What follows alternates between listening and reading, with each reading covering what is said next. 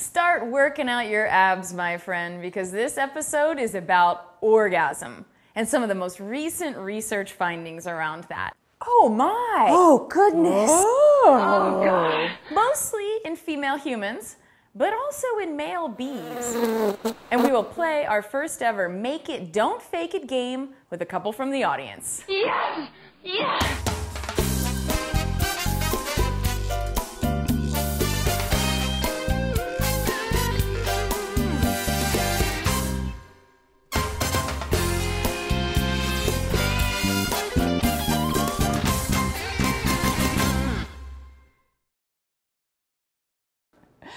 Our Den chat is about the latest orgasm research. Now let's just start with that, of how interesting would that be to be an orgasm researcher? I think that's kind of, yeah, nice.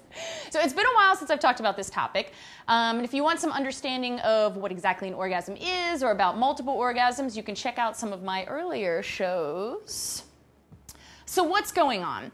3 recent interesting findings that I want to share with you. First, some fMRI scans of the brain during female orgasm reveal that 80 separate parts of the brain light up right before, during, and after orgasm in women. Yeah, there's a lot going on. And the only thing that we know that activates more areas at a time is an epileptic seizure. Oh, I didn't even think that was funny. Okay.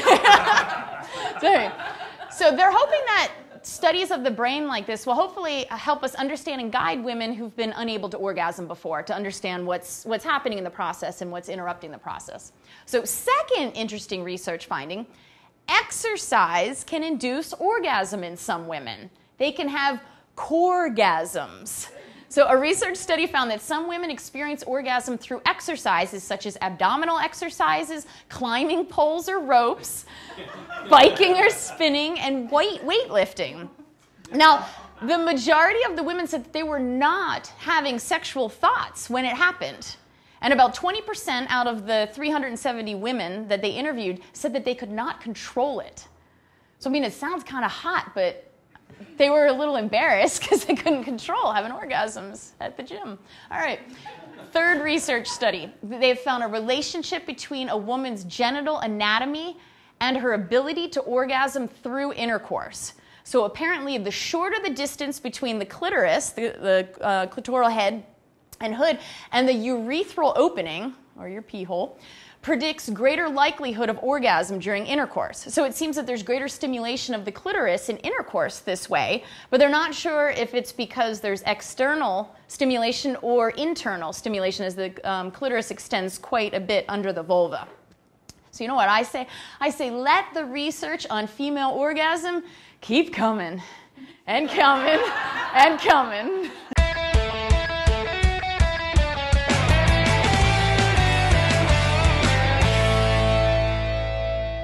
Okay, sensual explorers, this sexual fun fact is about orgasm and bees.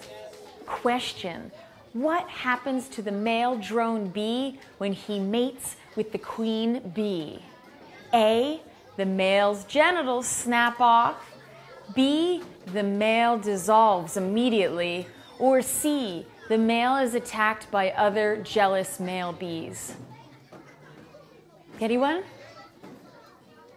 Anyone else? Oh. The answer is A, the male genitals snap off.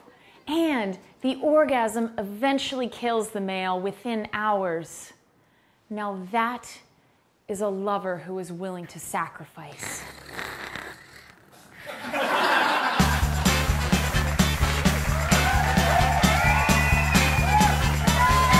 We've got a couple from the audience here, a very willing guinea pig couple, Amy and John. How long have you guys been married? Almost You're married, 12 right? years. Okay. Yeah, 12 years. Wow. Legally for 12 nice. years. Nice. Living in sin before that. Yes. So we took Amy aside and had her answer 3 questions on her own. And now we're going to put John on the spot to see how well he knows Amy and how well he's able to answer these questions. So no peeking at her cards. So the first question, John, is, where was your first date together and did Amy enjoy it? Our first date was on January 27th, 1999, at a place called the Big Easy in Richmond, Kentucky, on First Street. My band was playing a show, and when I went to kiss her, I leaned over and the stool slipped out, and I almost gave her a headbutt. So, yes, she enjoyed it very much. She enjoyed it. What did you write down? Well, that is a really good memory. However, I didn't actually count that as our first date. Oh, what did you say? It wasn't pre-planned. It was sort of I showed up, and it all happened very serendipitously. And then the following week, we went on a hike, and we had dinner at Juan Penn Restaurant. And I did enjoy it. Well, I consider our first date our first kiss. So that was really your first meeting then that you talked about, and that was your first official date, is that right? That was our second Second meeting. It's getting a little complicated here. Our first meeting was at a show previously when I was recovering from the chicken pox. And yeah, I looked pretty nice. Yeah, no kidding. But I had seen him before that. So okay. I had done some scouting. Yeah. It doesn't always look like this. I was wearing the mask and was like, Oh, pleased to meet you, ma'am. scabs are falling off, and it was nice. It was sexy. That's nice. Sexy. You're lucky she came out the next time. All right, our second question. What would be Amy's top choice for how to spend a Saturday afternoon? Wow. You threw me off at the top. I would say probably, I was getting confused because all my top choices are popping in my head. But I would say a wine picnic at Balboa Park. What did you write? Picnic with wine at Balboa Park. That was really impressive. Wow, like to the detail. That was awesome. Well done. I'm impressed. All right, our third question, a little more risque. What one big thing does Amy hate in the bedroom? Ooh. Wow. Well, I know one big thing she doesn't hate in the bedroom.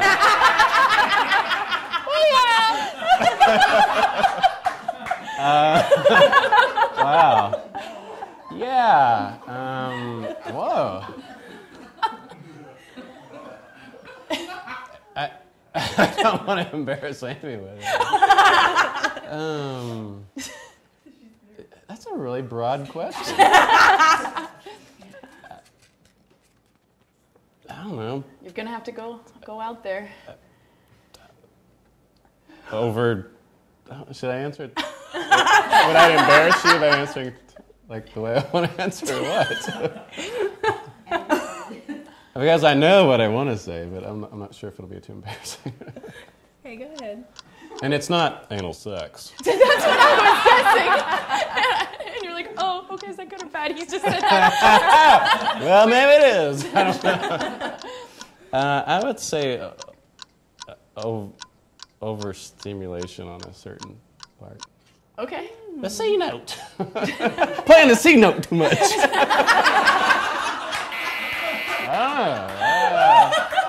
Gosh. What did you say? You can interpret this however you like. Oh. Having our cat named Whiskey run across the bed. Well, that's more like what bugs me. Because you haven't lived until a cat spits you on like the ass or the foot when you're trying to be suave, you know.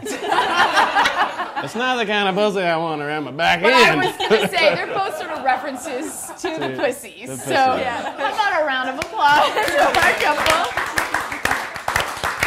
And your parting gift is an In the Den with Dr. Jenn mug. Dr. All Jenn. Guys, thank you. Well, I can tell you that I'm going to be working out my core and heading to the ropes course after this shoot.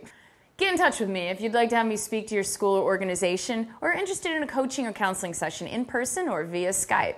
And you could find me at drjensden.com and on Facebook, Twitter, and YouTube at Dr. Jen's Den. Now you gotta trust me here. Don't click stop during the credits or you'll miss our hidden gem at the end.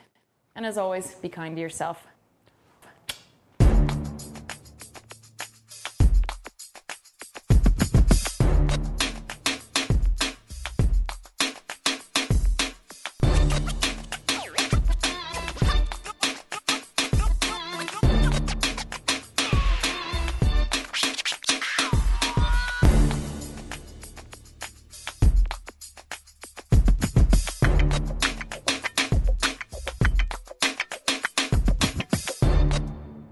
Q&A on this one.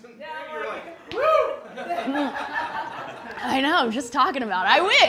I wish. And then they interviewed one woman who said that when she shoots her show in the den, she has orgasms. Is this thing working? Penis, penis, penis.